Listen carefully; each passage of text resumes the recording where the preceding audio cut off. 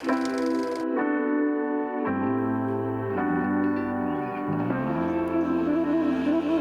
guys, we are here at the famous Twin Palms Frank Sinatra estate, and we are going to be meeting with Lisa Vossler-Smith of Modernism Week, and she's going to tell us all about the upcoming event, which is coming up in February. This famous residence was built in 1947 by famed architect E. Stewart Williams, and we're going to go and talk with Lisa and learn more.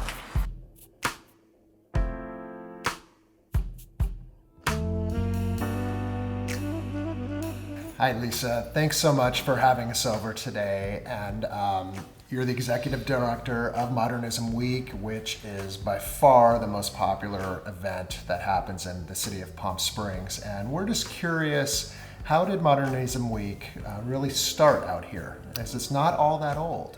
No, but we're 15 years old this year, so it's a big anniversary year for us. And thank you very much for coming to visit with me. It's our pleasure. I'm fortunate that I'm from Palm Springs, so I have been around Modernism Week since its beginning. I've been the executive director for a little more than 6 years. But the event has really grown from what was a small 3-day weekend event about 15 years ago into a large 11-day festival with more than 150,000 attendees this year.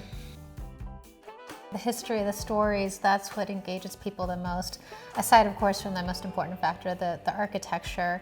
So you've been with Modernism Week for so long, and you've seen so much growth and so much, you've seen it evolve so much. So what would you say would be like your most, let's say your proudest moment, or your most, your greatest achievement you feel that so far? Well, it's such a team effort that it's hard to take credit for all of the expansion and for the efforts, but there have been times that have been very special. For example, some of the architects, when we first started Modernism Week, were still living. And so we've had the opportunity to meet and work with E. Stewart Williams, who designed this beautiful home, as well as Don Wexler and Bill Kreisel and Hugh Captor, who is still living and working in Palm Springs, which is amazing, even into his 80s. So working with the architects and really trying to understand what their motivation was and what their devotion to Palm Springs was all about. Interestingly, they were working throughout the Coachella Valley, so it wasn't just Palm Springs that had significant architecture, and these properties are being discovered every year. We're seeing new properties become available for us to tour. Right. And it makes sense because they were working throughout the valley. They had their architecture firms here, and they had projects all over Southern California. So it's been really wonderful to help archive and promote that cultural history of Palm Springs. That's fantastic and invaluable. Yeah, Thank you so much. My pleasure. Let's take a look around. All right, let's do it.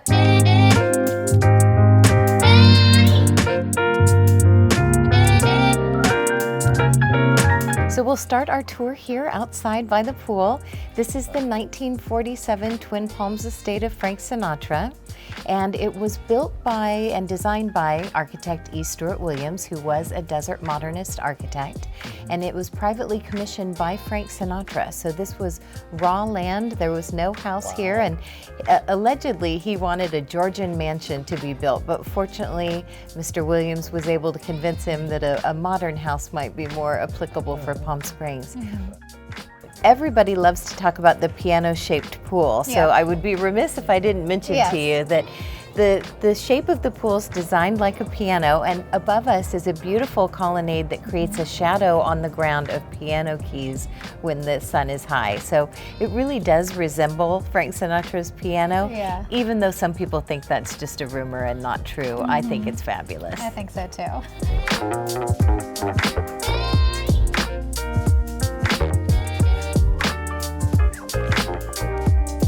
And I see all this equipment over here. Looks like maybe he might have done some recording. Yes, actually he was with Columbia Records at the time, and they provided a in-home recording studio to him so that he could record while he was here.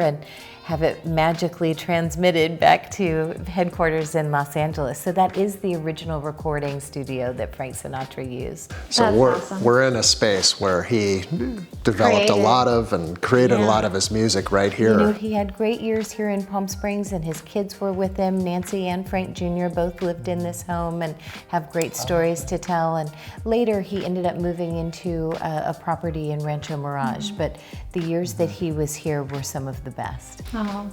I can only imagine. So here we are in the original front of the house, and actually when Frank lived here it was a vacant lot across the street, and he used to land his helicopter there and walk across the street to enter the original front door. You can't beat that. I know. This is gorgeous.